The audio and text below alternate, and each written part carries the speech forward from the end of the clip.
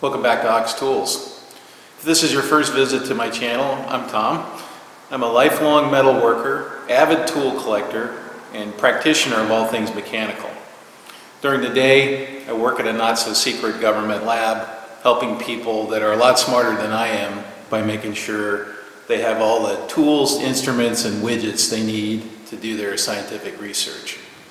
When I'm here at home in my own shop, I'm on a never-ending exploration to learn as much as I can about my trade.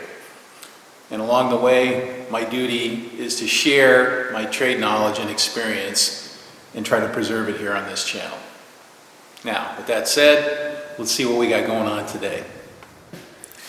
What do you say we go over to the tool room and check out some fantastic tools? I think we're gonna get a pile of vises and look at vises today. Okay, so I went and checked out all the vises in the Ox Tools tool room, all the precision vises, I should say, and here they are. And I might have missed one or two, but I'm pretty sure I got them all. So this is kind of an interesting cross-section of vises, precision vises. So we'll kind of go through them and talk about each one and some of the features on each one. So folks can kind of appreciate some of the thought that goes into some of these different tools, how they're used, their what I would say advantages and disadvantages, things like that. So now, where to start? Should we start on this side or should we start on this side? I don't know.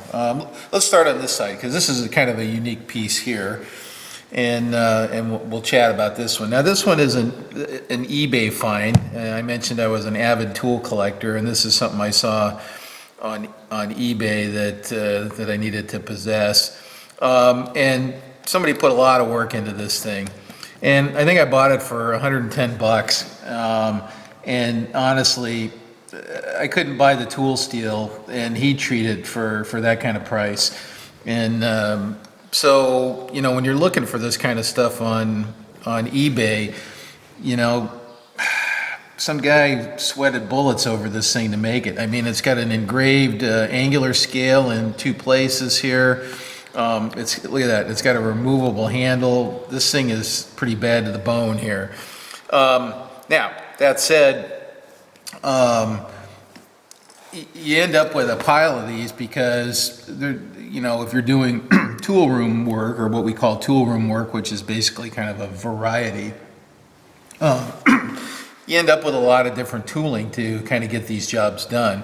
Now this one's kind of neat in that if you just had a quick kind of semi-precision angular setup to do, you could get it done. Now my only complaint about this particular one is the screws to lock the excuse me, to lock the rotation are here inside the vise. So not like super convenient. I think I would have personally probably would have tried to put them somewhere down here where you could get at them while still having your piece clamped, but whatever, doesn't matter. So, you know, you can set up a compound angle like that, lock it down, and then put your piece in and go to town, you know.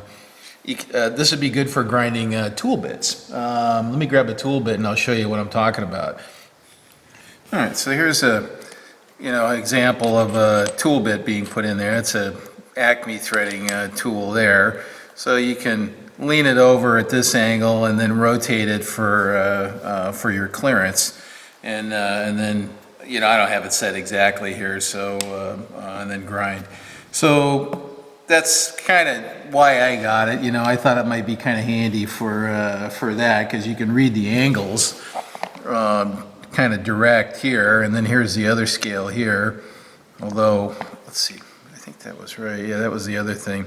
There's no reference mark on this particular scale in here. That was something else that I was like, oh, you didn't get to that, or maybe it wore off, or I don't know what. So, or maybe he had it and it looks like this was modified a little bit or something. I don't know, maybe. don't know. Anyway, so that's one kind of neat use of a kind of a compound angle vise like that. This would be kind of a pretty sweet tool making project. Take you some time and to do all that work. So let's look at another one here. So that's one. Let's do this one next. This is a Hermann Schmidt, and let's take a close look at this. All right, so here's the Hermann Schmidt. They call this a V0F or V04 grinding vise, and it's a really nice piece. Hermann Schmidt does a really nice job. This ground square and parallel and flat. And then they actually even lap the bottom of these guys here. Now, interesting, Hermann Schmidt, they must grind these under some kind of clamping pressure, either clamp close or they clamp an object in there. I'm not sure exactly what their process is. But if you look at how this is constructed, so you have kind of this base piece, and then your clamping is occurring at some height above the main base, right? So what that does is that introduces a force that tends to bow this, because we're well above the neutral axis of this lower section here, okay, the rail of this vise. So I did some measuring on this and kind of unclamped, and I was like, wow, this thing's kind of out of square, right?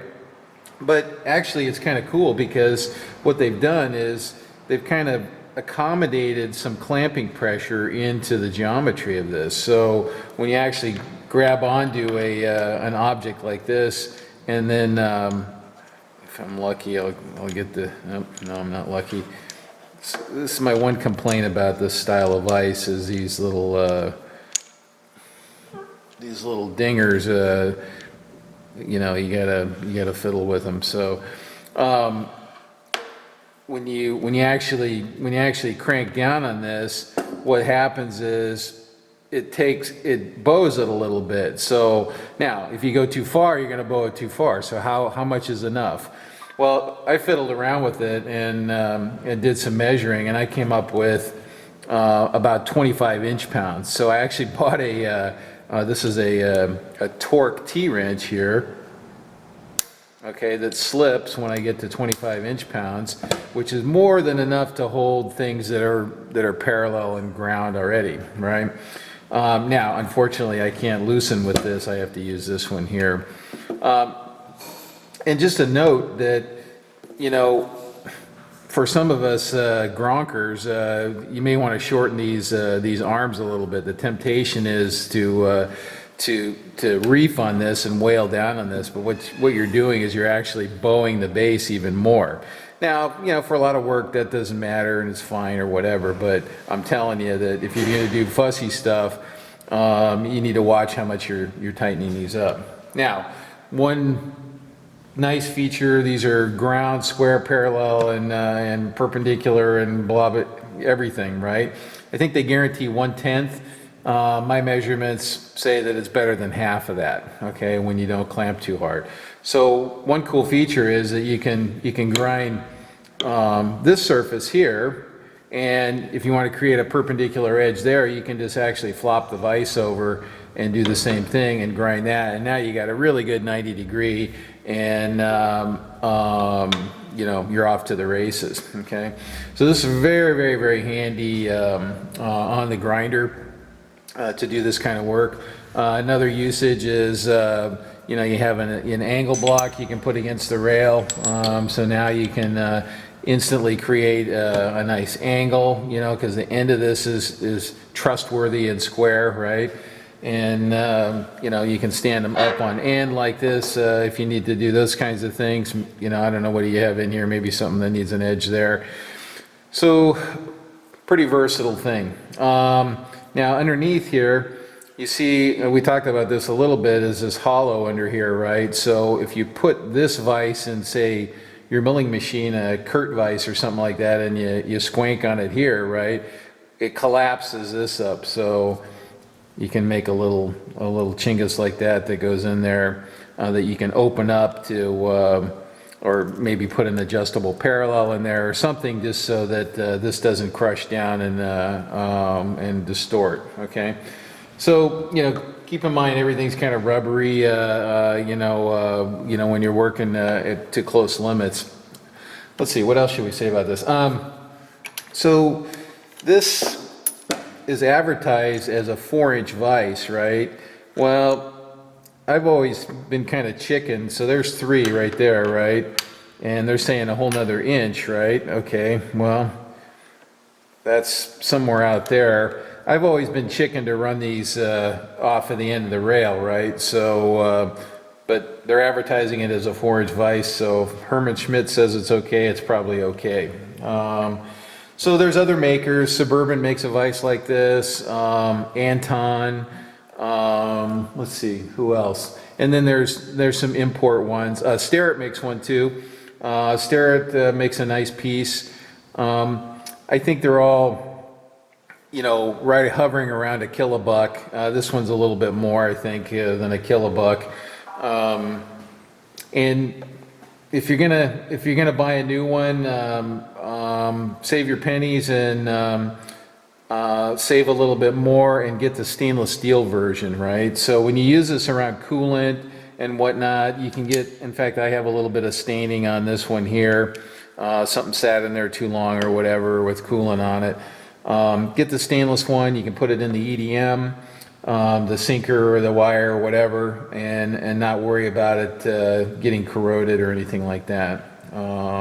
And if you take care of it, it'll last you a lifetime. And it's harder than a monkey's uncle, and very, very useful around the grinder and just in the shop. So anyway, that's the Herman Schmidt Toolmaker's Vise. And so the Herman Schmidt uses this kind of sliding notched dealy bopper underneath. And I have to say, I'm not a gigantic fan of this system because it's a little bit fiddly sometimes. And some guys will modify these and they'll put a little spring under here or do something. And but anyway, I mean, it's pretty minor gripe, okay? There's others that you see out there that have a series of holes along this edge and they drop a pin through. Those are okay too. They're a little more positive, so if you're working in one area, right, it kind of stays nicely, and then you just run this down, run it up, run it down, run it up, change your parts out. So that's just something else to think about, just a slightly different style. These are pretty nice. They don't give them away. You can find them nice ones used on eBay for I don't know, half price, something like that would be my target point, Okay, all right, that's that one. Let's move that out of the way. And there's his little brother. We'll just do that one real quick. This is I bought this one brand new. I treated myself to this, and so it's the same thing, smaller version. And this one's nice because, like I said before, you can stick it in another vise like this and do a secondary, use this like an insert vise. And you can take this in and out, set it up on some angle blocks, do something like that. And it's got counter bores in it here, so you can like attach it to a fixture if you want, which is a nice feature. I wish they sold little parallel sets for these. That would be a pretty sweet little addition. As it is, if you use 6-inch parallels and stuff in here, they just stick out, and nobody makes a real nice set of short length parallels for these kinds of things. So guys end up making their own stuff on that. This next one is kind of an interesting historical piece. This is actually a manufacturer one. It's not somebody's project. This is a Joseph B. Fakes, F-A-K-E-S, Royal Oak, Michigan. So I guess it was a tool making company back in Michigan. I see a lot of shop-made vices that are kind of done on this particular pattern. And in fact, we modeled this up at work, and we're using the drawings for, you know, kind of a machine shop training program, so guys could make their own vices. So this is kind of interesting in that it's got its own screw, right? And you can crank down on it, and it doesn't have the little notched bar like that. Now this one here, I've kind of modified it a little bit. So I've attached some phenolic plates here, okay? And they're attached with counterbore screws in either side. And then to those, I've used some double back tape or adhesive transfer tape to attach strips of balsa to the phenolic plates. And so this is consumable, and you just peel those off and scrape them off when they get all dinged up. This is an old gunsmith's trick for holding really delicate little parts, and the idea is that this wood is so soft here, you can see the tweezers just poke right into it, right? This wood is so soft that you can put a little, you know, literally a little watch part or a little, you know, trigger mechanism or something in there, and you can clamp down on that, and it'll kind of embed in the wood and lock it in, and then you can do some work to it. Now, I wouldn't say machining work, I would say stoning or polishing or something like that would be appropriate. Now this one, I normally keep it on a ball swivel mount that I had made, and I took it off for this video. And this is also a good vise, you know, a good kind of insert vise that you can put in another vise, okay?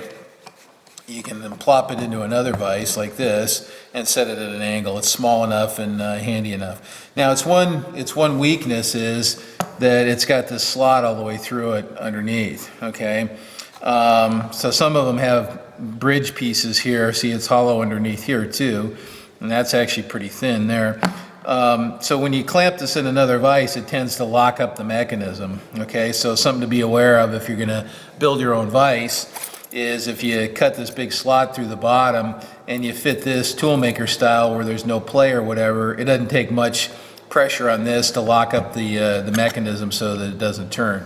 Now this one's cool in that it has these notches in the side so that you can use some hold down clamps on it like this. So you can mount it to a plate with some toe clamps, some little toe clamps, and hold it down and, you know, set it at an angle or whatever. This one works good on the surface grinder too, you know, for quick setups.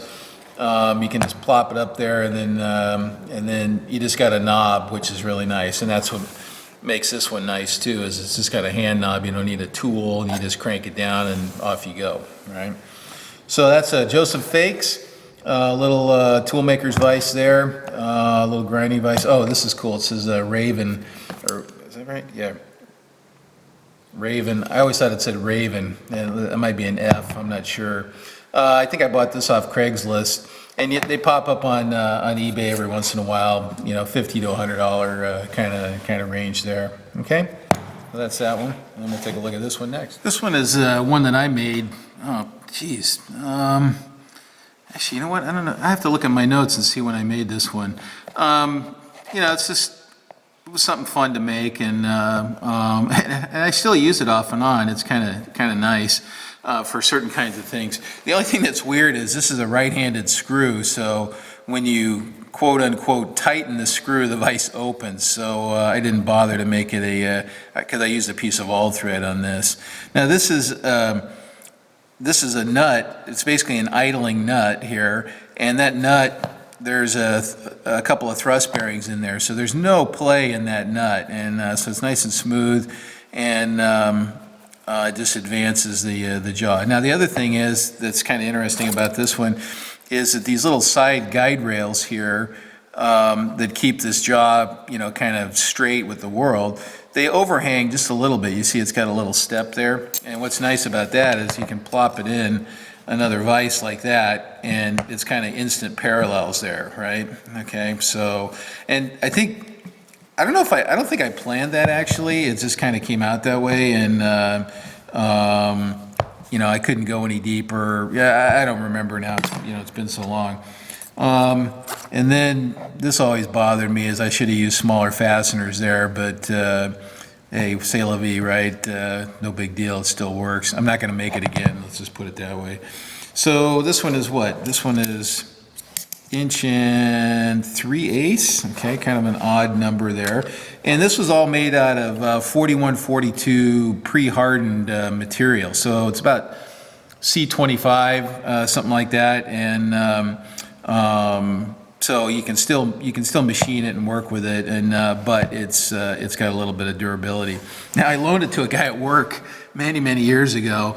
He says, "Oh, I need a little vise to hold this thing, blah blah blah." You know, he was doing, and I said, "Well, here, you can use this one, right?" Now, I should have asked what he was doing, okay, and because when he gave it back, he had used it to solder something, okay?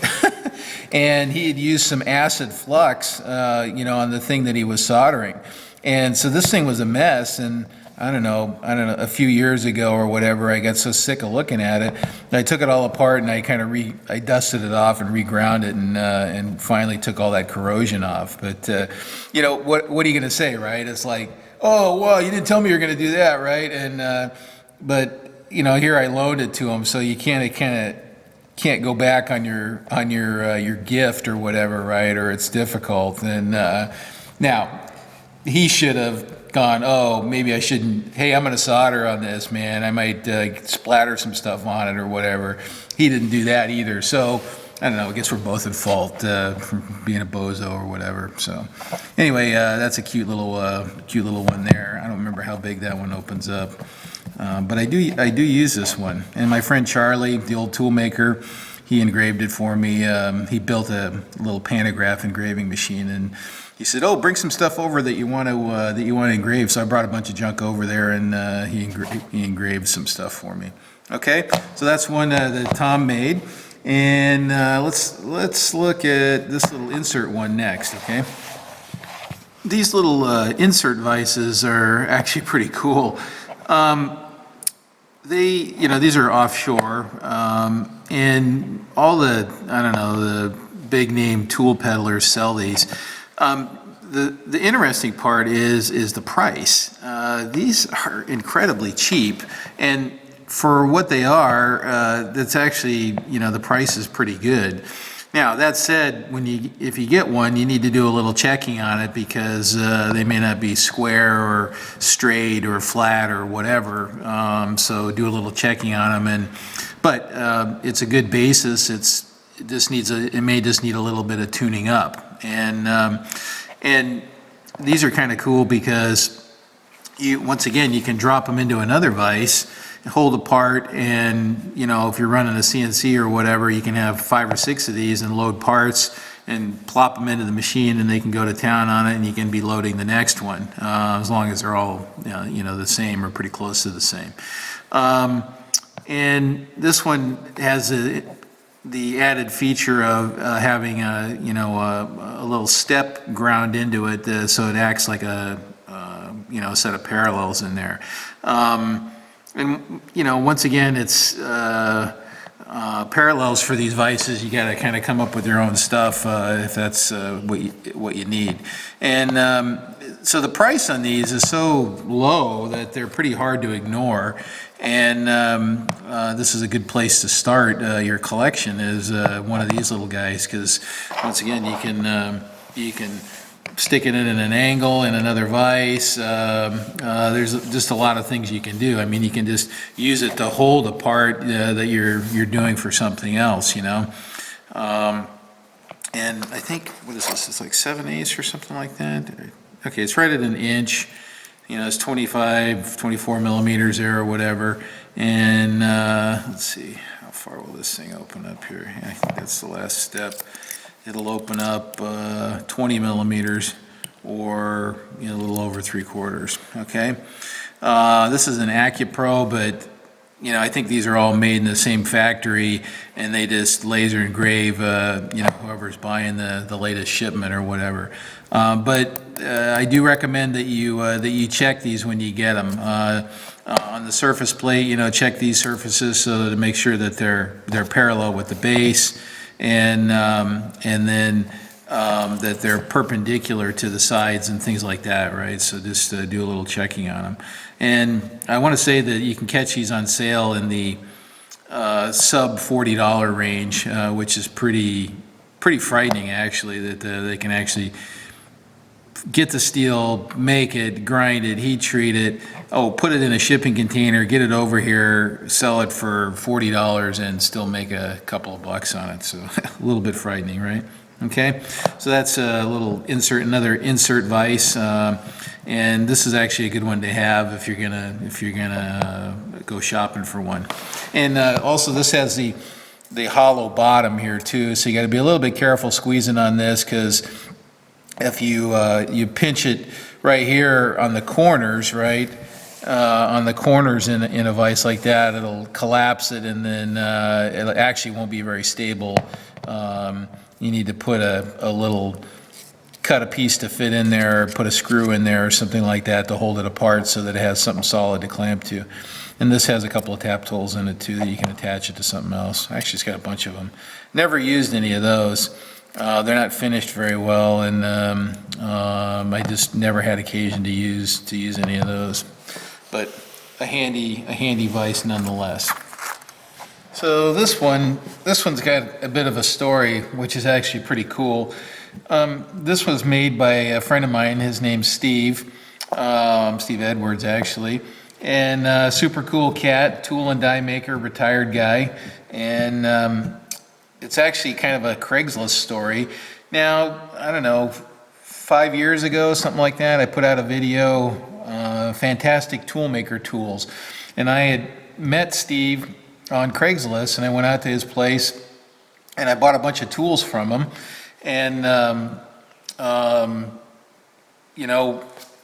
anyway, I'm driving away and I was kicking myself. I'm like, darn it, I should have bought that vise, right? And but I ran out of money, and I used up all the money that I brought with me, and so for 5 years I've been kicking myself. Well, we had a little kind of a meet and greet, local machinist, metal workers get together at Chuck Bommarito's place a while back. And I sent Steve an email. I said, hey man, we're having this thing. Why don't you come out if you got time or whatever? Well, guess what? He showed up. It was great, and he brought a whole bunch of stuff to trade and sell and swap with. And so I got a second chance at this vise, and I pounced on it. He gave me a great price on it, and he was so glad that it went to somebody that's going to use it and that it appreciates all the work that he put into it. This thing's a beaut. Steve has this kind of very cool sense of style, and I really like his stuff. Now, and this is his rendition of your grinding vise. Now, and he probably hates the little dinger thing here too. So when he made his vise, he put a screw on it, and boom, it's pretty nice. Now this screw is interesting here. It's a two-start screw. You see how fast it's moving for the rotation, right? So it's a two-start screw. The proportions, it's deep. It's rather deep for the width, which is, there's nothing wrong with that. That's fine.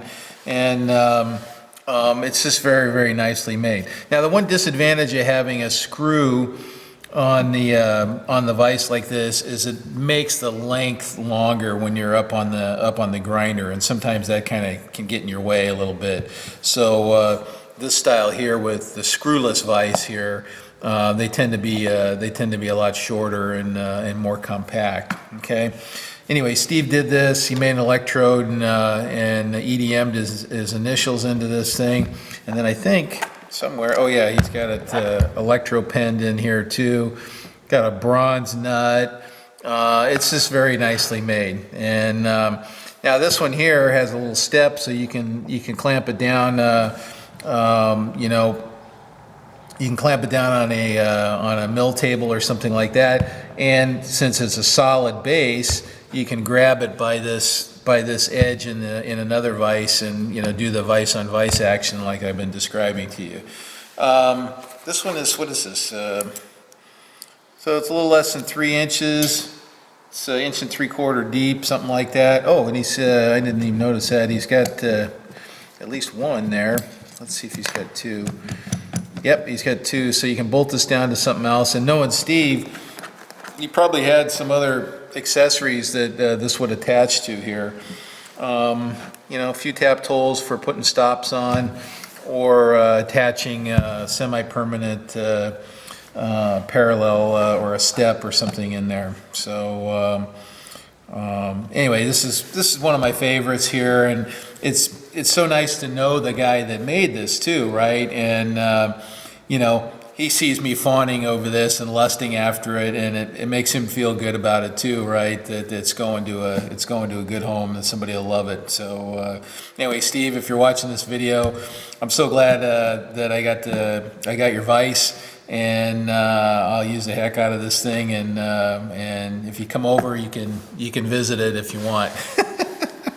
So let's see. I don't know what else. Is there much more to talk about here? So it looks like the nut, I think what he did was he's got a boss, and it's on this nut block here, and it's just a press fit in here. So Steve did a lot of jig grinding in his career. So a lot of the tools that he has, that I have now, there's evidence of jig grinding on that, and he was a pretty good jig grinder. So and for those that don't know what jig grinding is, basically it's an orbiting abrasive tool that strokes in and out for making very, very round, precise holes in die sets and tool and die work, stuff like that. So jig bore, you jig bore the holes and get them in good location, and then you pick them up and then grind them so you can put them in undersize and then grind them to size and location on the jig grinder and after heat treat. So that's kind of the general idea. So this is made up out of a couple pieces here. I don't think I want to take it apart. It's in great shape, and there's no corrosion on it, and it's smooth, so there's no particular reason to take it apart and do anything to it. Let's see, how big does that one open up there? Okay, that one's 3 5/8, something like that, which is pretty respectable. Okay, so that's the Steve Edwards vise, and then we got one more to talk about, and then we'll take these tools back to the tool room and get our tool checks back. This little gem here, this is a Starrett, Starrett 160. They call this a toolmaker's vise. What do I want to say about this? It's a silly little vise, okay? I'm sorry, Starrett. It's kind of outdated, and it's funky, and I'll show you why. So it's got this little wiggly piece here, and I think the idea behind that is that you can grab something that's angled or whatever. So I'm not clear what the intent there is, but it's kind of more annoying when you're clamping something straight. Then everything's just kind of loosey-goosey flying around there. In fact, see, I'm getting annoyed right now. So we'll put that in there, and then we'll crank it down. I mean, it does lock up okay, and when I'm not going to throw it out. Okay, so here's the idea here. So this is an alternate jaw here, and it has a little spring clip in there, and you can, ouch, pinch yourself royally. Okay, and let's see, we'll click that one in there. Okay, and now we get a little more capacity there. But you see this thing's just kind of lazy, and I don't know, it's just not very satisfying. So I guess that just gives you, without having a really long screw, it gives you some more capacity or whatever is the idea. Now, I've had this thing for years, and you can see that it's basically brand new. I've used it a few times for stuff. And then, I don't quite remember where I saw this. I saw somebody online, and I don't know who it was, one of the YouTubers, and I can't quite remember who. They had put a handle on it, and I went, oh, well, that's not a bad idea, right? Because I don't know about you guys, but every once in a while, let's see, I don't have anything handy. You got a teeny little part, and you want to belt sand it, or just hold on to it while you polish it or do something to it, right? Well, this is this little extra purchase here that you can kind of get a hold of. You can get a hold of the vise and hold it, or go over to the belt sander and or do something on the belt sander. This has it has a little spring tensioned little twister rod here too. And when you find these used, a lot of times this rod is missing, no big deal. You can just get a dowel pin and a spring and recreate that. You see a lot of these on eBay. I wouldn't pay more than $20 for one, a used one, if you're interested in one. There's thousands of them out there. So I think these were put in, apprentice kits or something like that. Oh, wow, what's going on there? Okay. Apprentice kits, was kind of a standard tool in that. Once again, it's got a solid base, so you can grab it in another vise and set it at an angle or do something with it if you want. And what I did, now it has a hole through there. I didn't have to drill the hole. I did. I don't quite remember now. I think it was countersunk and everything. I just had to find. It was a weird size. I don't quite remember now what the situation there was, but there is a hole through their stock, so you can do the same thing if you want. So yeah, I mean, if you find one at a estate sale or get one on eBay for sub $20 or whatever, nice to have around. Paying full price, yeah. In fact, I don't know what these would be full price. My guess is Starrett gets $100 for these now. Starrett makes a precision grinding vise too, and it's actually very nice. I've seen one in the flesh, and it's well made. It's well proportioned. It's equivalent to the Hermann Schmidt, I think, and don't know what the price is on it, but. Anyway, so that concludes the first stop to the tool room. Fantastic tool room tools, and I hope you enjoyed that. I got lots of drawers full of cool stuff to look at, so we'll do this again. Maybe V-blocks or grinding wheel dressers or angle plates or something like that next. So if you have any suggestions, throw it in the comments, and if you like this, hit the subscribe button, and thank you very much for watching.